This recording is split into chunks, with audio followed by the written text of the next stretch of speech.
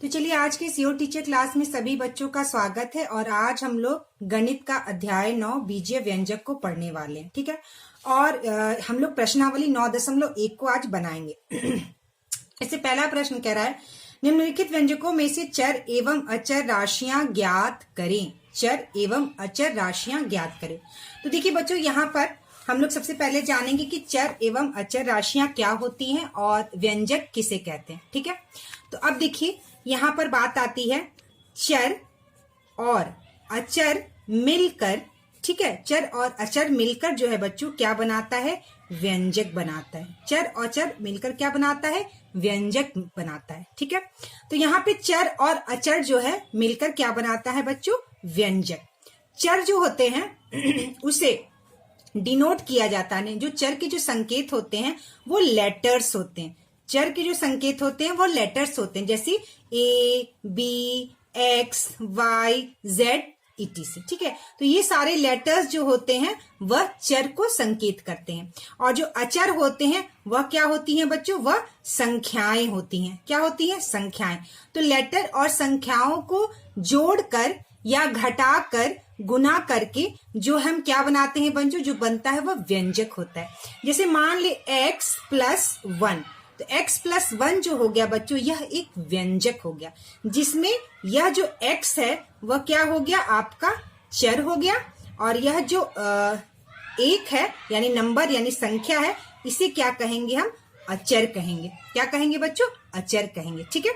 तो चर और अचर यह जो जोड़ है मतलब मिलाकर। ठीक है। अगर यहाँ पर माइनस भी हो सकता है, गुना भी हो सकता है, और इस तरह से हम जो है चर और अचर को जोड़कर यानी मिलाकर व्यंजक बनाते हैं। ठीक है। जैसे मान लीजिए अगर -1 अचर जो है माइनस में है तो भी x+-1 लिखेंगे हम। ठीक है। तो x+-1 क्या हो जाएगा, माइनस ही होगा, और ये x-1 हो जाएगा। ठीक है। इसी तरह से देखिए मान लीजिए y+2 है, तो एक यह क्या हो गया, हमारा व्यंजक हो गया। यानी कि y में अगर मान लीजिए हमें -2 को क्या करना है बच्चों, जोड़ना है, तो हम यहाँ y+-2 लिखेंगे। ठीक है। लेकिन प्लस माइनस हमेशा क्या होता है बच्चों, माइनस होता है, तो y-2 ही होगा। तो आप इसे क्या कहेंगे, जोड़ ही कहेंगे, लेकिन यह साइन फिर बाद में क्या हो जाएगा बच्चों, माइनस हो जाएगा, y-2। तो चर और अचर मिलकर जो है व्यंजक बनाते हैं। तो देखिए बच्चों, यहाँ हमारी पुस्तक में दिया हुआ है x+1 में चर x में 1 जोड़कर x+1 प्राप्त किया गया है। ठीक है। उसी तरह से यहाँ पे देखिए 2x+1 में अचर 2 यानी 2 क्या है बच्चों, अचर में x से गुना करके 2x बनाया गया है। फिर 2x में 1 जोड़कर 2x+1 बनाया गया है। ठीक है। और इस तरह से बच्चों यह x+1 एक व्यंजक है, x-1 एक व्यंजक है, और 2x+1 जो है एक व्यंजक है। ठीक है। तो देखिए यहाँ पे बच्चों पहला प्रश्न जो है यह क्या है, हमारा पहला प्रश्न। तो पहला प्रश्न देखिए यहाँ पर दिया हुआ है आपका। पहला प्रश्न क्या है बच्चों, निम्नलिखित व्यंजकों में से चर एवं अचर राशियां ज्ञात करें। तो पहला है 5x+2। 5x+2, तो इसमें जो है चर क्या है, तो इसमें चर क्या है बच्चों, हम यहाँ पर लिखेंगे। इसमें यहाँ पे सॉरी यहाँ लिखे, यहाँ पे लिखिए, चर जो है इसमें क्या है बच्चों, x है। और अचर क्या है, अचर जो है हमारा 5 और 2 है। ठीक है। अचर क्या है हमारा बच्चों, 5 और 2। तो इस तरह से हमें जो व्यंजक दिए रहेंगे उसमें हमें चर बताना होगा और अचर को बताना होगा। तो चलिए अब देखिए यहाँ पे हमने पहला प्रश्न कर लिया। अब b है 2ab+1 एक व्यंजक है। ठीक है। तो इसमें चर बताना है। तो चर क्या क्या हो गया बच्चों, चर हो गया हमारा a और b, जो लेटर्स होते हैं वह चर होते हैं। चर हो गया हमारा a b, और अचर क्या हो गया, 2 और 1, 2 और 1, ये हो गया हमारा अचर। अब देखिए यहाँ पर 2x² y-1 और +2x, क्या हो गया बच्चों, +2x।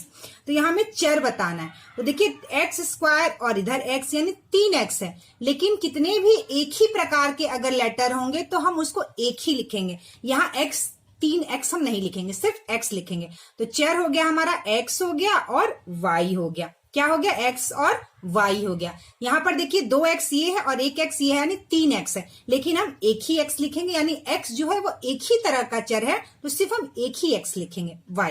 अब यहां पर अचर की बात होगी, देखिए 2 है, 1 है, 2 है, यानी जो अचर 2 है वो 2 बार दिया हुआ है, लेकिन हम एक ही बार लिखेंगे और लिखेंगे 2। और यहां पर अचर 1 है, तो यहाँ पे जो संख्या का चिन्ह होगा उस चिन्ह को हम अचर में बताएंगे। तो यहाँ पर जो संख्या 1 है, जो अचर है, यह माइनस में है, तो हम यहाँ लिखेंगे -1। ठीक है, तो इस व्यंजक का चर हो गया x और y और अचर हो गया 2 और -1। चलिए अब है डी क्वेश्चन, m² - n² - 1। तो यह एक व्यंजक है, इसमें हमें चर बताना है। तो m2 है, हम एक ही m लिखेंगे, और n2 है, हम एक ही n लिखेंगे। ठीक है, क्या लिखेंगे, हम एक ही n लिखेंगे, n। ठीक है, और अचर जो है -1, तो हम यहाँ पर -1, यह अचर हो गया।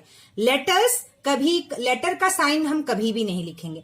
लेटर का साइन यहाँ पे जैसे -n² दिया हुआ है, तो हम लेटर का साइन नहीं लिखेंगे, सिर्फ हम संख्याओं का ही चिन्ह लिखेंगे। ठीक है, वो प्लस में है या माइनस में, तो इसमें m और n अचर हो गया और -1 अचर हो गया। अब है यहाँ पर देखिए बच्चों, नेक्स्ट क्वेश्चन हमारा ये nx² yz, nx² yz।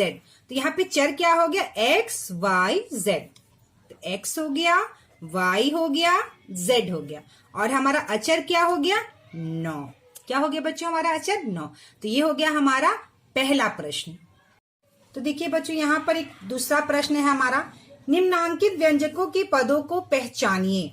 a x² + 2x + 1। तो यहाँ पे व्यंजक दिया हुआ है, ठीक है, और हमें क्या पहचानना है बच्चों, व्यंजकों के पदों को पहचानिए। ठीक है, तो अब देखिए उपरोक्त प्रश्न में दिए गए सभी व्यंजकों के पदों का गुणनखंड पेड़ आरेख विधि से प्राप्त करें। तो पेड़ आरेख विधि से हमें व्यंजक के गुणनखंड प्राप्त करने हैं और हमें व्यंजक के पदों को बताना है। तो सबसे पहले हम जानेंगे कि व्यंजक के पद किसे कहते हैं। व्यंजक के पद को हम, व्यंजक के पद किसे कहा जाता है। तो देखिए यहाँ पर आप ध्यान से देखिए, किसी व्यंजक के छोटे छोटे, किसी व्यंजक के, यहाँ पर देखिए, किसी व्यंजक के छोटे छोटे भाग होते हैं जो अलग से बनाए जाते हैं, फिर आपस में वे छोटे छोटे भाग जोड़ दिए जाते हैं। ठीक है, और व्यंजक बन जाता है। मैं अभी आपको बताती हूँ करके कैसे।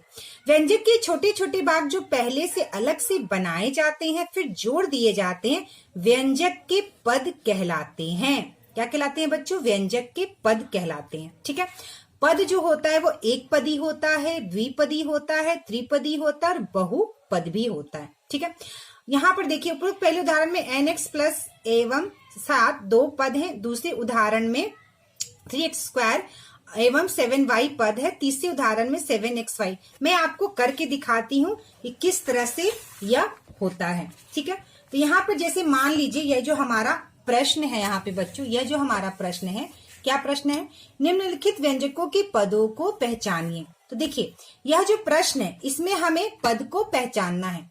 तो यहाँ पे जो x² है, x² जो है यह कैसे बना है, x² कैसे बना है बच्चों, x² बना है x में x का गुना करके। ठीक है, यहाँ पे 2x जो है वह कैसे बना है, 2 में x का गुना करके यह 2x बना है। ठीक है, और एक आप कह सकते हैं वो एक ही होता है, या एक में एक का गुना करके एक बना है। ठीक है, तो देखिए x² यह एक पद हो गया, 2x जो है यह दूसरा पद हो गया, और एक जो है यह तीसरा पद हो गया। और इन तीनों को क्या किया गया है बच्चों, तीनों पदों को जोड़ा गया है। तीनों पदों को क्या किया गया है बच्चों, जोड़ा गया है। तो यह करा व्यंजकों के पदों को पहचानिए। तो यही व्यंजक के 3 पद हैं। इस व्यंजक के कितने पद है बच्चों, यहाँ पे लिखेंगे इस व्यंजक के 3, यानी इस व्यंजक के जो है वह 3 पद हैं। इस व्यंजक के 3 पद हैं, पहला x², दूसरा 2x, तीसरा 1। अब हमें पेड़ आरेख विधि से इसका जो है गुणनखंड बताना है। पेड़ आरेख विधि, यह देखिए आपका पेड़ आरेख विधि है। यहाँ पे देखिए पेड़ आरेख विधि, यह है आपका व्यंजक 8x² - 3x + 7। इसमें 8x² एक 8x² एक पद है, -3x एक पद है और 7 आपका एक पद है। और इसका गुणनखंड जो है, यह देखिए इसका गुणनखंड 8x, यह इसका गुणनखंड है। तो उसी विधि के द्वारा हमको जो है यह पेड़ आरेख विधि बनाना है और हमको गुणनखंड बताना है। तो हम यहाँ पे लिखेंगे बच्चों x² + 2x + 1, यह हो गया बच्चों आपका व्यंजक। यह क्या हो गया बच्चों? आपका व्यंजक हो गया। ठीक है, यह हो गया आपका व्यंजक। इसका हम पद 3 पद है, तो हम यहाँ पे इसके 3 पद को लिख देंगे और यहाँ लिख देंगे ब्रैकेट में पद। तो पद कौन कौन सा होगा? एक x² पद हो गया, दूसरा 2x हो गया और तीसरा 1 एक पद हो गया। अब हम इसका क्या करेंगे? गुणनखंड करेंगे। तो इस तरह हम इसको, ये x² 2 है, यानी x में x का गुना करके, यानी x और x इसका गुणनखंड है। इसका गुणनखंड क्या है? 2 है और x है, और यह जो है आपका, इसका कोई गुणनखंड नहीं है। ठीक है, तो यहां पे लिख देंगे आप गुणनखंड। गुणनखंड। तो ये पहले दूसरे प्रश्न का ए वाला है। यह हो गया आपके 3 पद और यह हो गया आपका पेड़ आरेख विधि। ठीक है,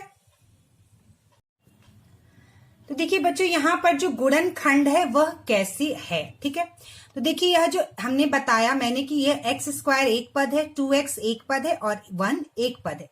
तो पद जो x² है, यानी जो यह x² पद है, x और x का गुणनफल है। ठीक है, यानी x और x का गुना करने के बाद जो हमें फल प्राप्त होता है उसे हम गुणनफल कहते हैं। और x और x का गुणनफल क्या है? x² है। ठीक है, x² इसका गुणनफल है। और यहाँ x और x पद x² का गुणनखंड है, और यहाँ पर x और x जो है इस x² का गुणनखंड है। ठीक है, तो पद x² का x और x का गुणनफल है और यहाँ x और x पद x² का गुणनखंड है। ठीक है, चलिए हमारा जो देखिए बी क्वेश्चन है 8a² + 11ab - 2b²। देखिए यहाँ पे प्रश्न दिया गया है 2b²। तो देखिए यहाँ पे क्या कह रहा है बच्चों? उपयुक्त प्रश्न में दिए गए सभी व्यंजकों के पदों का गुणनखंड पेड़ आरेख विधि से प्राप्त करें और व्यंजक के पद बताना है। और देखिए यहाँ पे ये भी कह रहा है प्रत्येक स्थिति में ये बताइए कि व्यंजक का निर्माण कैसे किया गया है। तो व्यंजक का निर्माण कैसे किया गया हमको यह भी बताना है। तो सबसे पहले जो हमने अभी प्रश्न किया था, इसके पहले इस तरह से हम लोग इसको पहले क्या करेंगे? व्यंजक को लिख लेंगे। व्यंजक को लिखने के बाद हम क्या करेंगे बच्चों? यहाँ पर इसका हम पद बताएंगे कि इसमें कितने पद हैं। तो देखिए यहाँ पर 8a² जो है एक पद क्या हो गया हमारा? 8a² एक पद हो गया, और जो है 11ab दूसरा पद हो गया, और यहाँ पर 2b²। ठीक है, 2b² जो हो गया क्या बच्चों होगा? माइनस। ठीक है, माइनस संख्या के आगे हम इसका पद में चिन्ह देंगे, तो -2b² जो है हमारा एक पद हो गया। तो यह हमारे तीनों पद हो गए। अब क्या करना है? इसका हमको गुणनखंड करना है। क्या करना है बच्चों? इसका हमको गुणनखंड करना है। तो देखिए एक तो है 8 है, इसमें 2a है, तो यह 2a हम इस तरह से लिख देंगे। यह इसका गुणनखंड हो गया। जितनी भी यहाँ पे लेटर हैं, जितना भी चर और अचर हैं, हम इस तरह से पेड़ आरेख विधि बनाकर इसको लिख देंगे। इसमें देखिए एक 11 है, 11, एक a है और एक b है, यह इसका गुणनखंड हो गया। ठीक है, अब जो है यहाँ पर देखिए -2b², यानी कि एक -2 है, एक यहाँ पर 2b है, तो यह हो गया क्या बच्चों? हो गया आपका यह गुणनखंड हो गया। यह क्या हो गया बच्चों? आपका गुणनखंड। तो आपने पद बता दिया, आपने गुणनखंड कर दिया। अब ये क्या कह रहा है कि कैसे निर्माण किया गया, व्यंजक का निर्माण कैसे किया गया है यह हमें बताना है। व्यंजक का निर्माण कैसे किया यह हमें बताना है। तो हम क्या करेंगे बच्चों? हम यह बताएंगे कि व्यंजक का निर्माण जो है 8a² + 11ab - 2b², इस व्यंजक का निर्माण कैसे किया गया? तो सबसे पहले हम यह बताएंगे कि a में a का गुना किया गया है और इसे a² बना है। ठीक है, a में a का गुना करके क्या बनाया है बच्चों? हमने a² बनाया। इसके बाद हमने क्या किया है? 8 में a² का गुना किया है और फिर बन गया है 8a² प्राप्त किया गया है। ठीक है, प्राप्त किया गया। फिर अब एक पद की बात होगी, अब हम दूसरे पद की बात करेंगे। देखिए यहाँ पर a में b का गुना करके ए बी बनाया गया है, a में b का गुना करके ए बी बनाया गया है। उसके बाद 11 में क्या किया गया बच्चों, ए बी का गुना किया गया है और यह 11 ए बी बनाया गया है या प्राप्त किया गया है। ठीक है, अब है -2b²। क्या है बच्चों, -2b²। तो पहले हम क्या करेंगे, यह देखिए b में b का गुना करके b² बनाया गया है, प्राप्त किया गया। b में b का गुना करके b² प्राप्त किया गया है। ठीक है, इसके बाद क्या किया गया है, फिर 2 से क्या किया गया, 2 से b का स्क्वायर का गुना किया गया है और यह 2b² जो है प्राप्त किया गया है। अब क्या करना है बच्चों, 8a² में 11ab को जोड़ दिया गया है। क्या किया गया, 8a² पद में दूसरा पद 11ab क्या किया गया है बच्चों, इसको जोड़ दिया गया है। ठीक है, जोड़ दिया गया है। इसके बाद इसमें से यह वाला जो पद है -2b² को घटा दिया गया। ठीक है, क्या किया बच्चों, घटा दिया गया और इस तरह से व्यंजक का निर्माण किया गया और व्यंजक प्राप्त किया गया। ठीक है, तो चलिए हमारा सी प्रश्न है 9p² - 4q, ये हमारा एक व्यंजक है। ठीक है, तो इस व्यंजक के सबसे पहले क्या करेंगे बच्चों, हम इसका पद लिख लेंगे। तो देखिए यहाँ पर क्या है बच्चों, 2 पद है, साफ साफ दिख रहा है। पहला पद है 9p² और दूसरा पद है -4q। ठीक है, तो यह क्या हो गया, हमारा पद हो गया। अब देखिए इसका गुणनखंड करना है, तो यहाँ पे 9 है और 2p है, 1p और यह हो गया दूसरा p। यह हो गया इसका गुणनखंड, इस पद का गुणनखंड।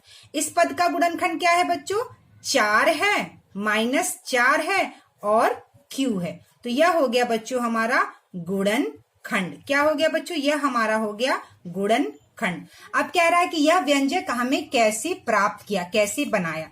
तो सबसे पहले क्या करेंगे बच्चों, 9p² है, तो सबसे पहले p का स्वयं p में गुना करके हम क्या बनाएंगे, p² बनाएंगे। ठीक है, उसके बाद क्या करेंगे, 9 में p² का गुना करके हम क्या बना लिए, 9p² प्राप्त किए। अब देखिए 4q बनाना है, तो 4 में सीधे सीधे दिख रहा है, 4 में q का गुना करेंगे और यह बन जाएगा 4q। अब ये जो पद है 9p² में से हम यह पद जो है 4q को क्या करेंगे, घटा देंगे और यह हमारा व्यंजक बनकर तैयार हो गया। तो यह हो गया सी वाले प्रश्न का उत्तर। तो चलिए बच्चों अब देखिए नेक्स्ट है हमारा डी, a² b² -9। ठीक है, तो इसका हमको पद लिखना है। तो a² b² -9 का हम पहले क्या करेंगे बच्चों, पद लिखेंगे। ठीक है, पहले क्या करेंगे, हम पद लिखेंगे। तो इसमें जो पद हो गया हमारा a² b² एक पद हो गया और -9 एक पद हो गया। ठीक है, अब हमें क्या करना है, इसका गुणनखंड लिखना है। तो यहाँ पे आप ब्रैकेट में लिख दीजिए कि यह दोनों जो क्या हो गया, पद हो गया। अब देखिए 2a है, 1a और 2a और 2b है, तो 1b और 2b, यह हो गया इसका गुणनखंड। किसका, इस पद का, a² b² का। अब -9 का जो गुणनखंड होगा वह हम इसको इस तरह से छोड़ देंगे, नहीं लिखेंगे। ठीक है, यह संख्या हम इसी संख्या में इसी तरह से लिखेंगे, मतलब -9 का गुना कहीं इसमें नहीं किया गया। -9 का गुना किसी भी लेटर से या किसी दूसरी संख्या से नहीं है, तो हम इसको ऐसा का ऐसा अकेला छोड़ देंगे। ठीक है, तो यह हो गया इसका पद और इस तरह से हम गुणनखंड इसका इसी प्रकार छोड़ देंगे। तो चलिए अब देखिए, अब क्या कह रहा है कि आपने इस व्यंजक को किस तरह से बनाया, ये हमें लिखना है। तो सबसे क्या पहले लिखेंगे, हम a का a में गुना करेंगे, a का स्वयं a में गुना करके हम a² प्राप्त किए। ठीक है, फिर क्या करेंगे, b में b का गुना करके हम b² को प्राप्त किए और a² का गुना b² में करके हम a² और b² को प्राप्त किया गया। ठीक है, a² और b² को प्राप्त किया गया। अब क्या करना है बच्चों, a² और b² में से 9 को क्या करना है, घटा देना है। तो a² b² में से हम 9 को घटा देंगे और यह हम व्यंजक प्राप्त कर लिए। कौन सा व्यंजक प्राप्त कर लिए, जो यह व्यंजक दिया है, इस व्यंजक को हम इस प्रकार बताएंगे कि कैसे प्राप्त किए। ठीक है, तो यह हो गया हमारा डी वाले प्रश्न का उत्तर। तो देखिए बच्चों, अब लास्ट क्वेश्चन है दूसरे प्रश्न का, 8ab माइनस 3b। तो हम व्यंजक लिख लेंगे 8ab माइनस 3b। ठीक है, तो अब हमें क्या करना है, ये हमारा व्यंजक हो गया। अब हमें इसका क्या करना है बच्चों, पद को लिखना है। तो देखिए यहाँ पर दो पद दिया हुआ है। पहला पद है 8ab और दूसरा पद है माइनस 3b। ठीक है, अब इसका गुणनखंड कर देंगे। देखिए इसमें 8 है, a है और b है। जितना भी लेटर और संख्या का गुना होगा उसको हम इस प्रकार लिख देंगे, यह इसका गुणनखंड हो गया। और माइनस 3b, तो यहाँ पे लिख लेंगे हम -3 और यह हो गया b।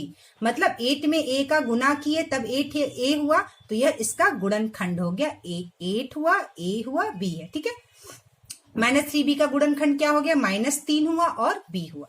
ये हो गया आपका पद और यह हो गया आपका गुणनखंड। यह क्या हो गया बच्चों, आपका गुणनखंड। अब क्या करना है, यह व्यंजक हमने कैसे प्राप्त किया यह हमें बताना है। तो a में b का गुना करके हम ab बनाएंगे। ठीक है, हमने क्या बना लिया, ab। और इसके बाद 8 में ab का गुना करके हम क्या बना लिए, 8ab। ठीक है, अब -3b, तो क्या करेंगे बच्चों, 3 में b का गुना करेंगे तो हमारा 3b प्राप्त कर लेंगे। अब 8a में से हम -3b को माइनस कर देंगे। तो 8ab में से हम घटा देंगे 3b को और यह व्यंजक हम प्राप्त कर लेंगे। तो यह प्रश्न हमारा, ये वाला प्रश्न जो है बच्चों क्या हो गया, तैयार हो गया। ठीक है, ये प्रश्न जो क्या हुआ बच्चों हमारा तैयार हो गया। ठीक है।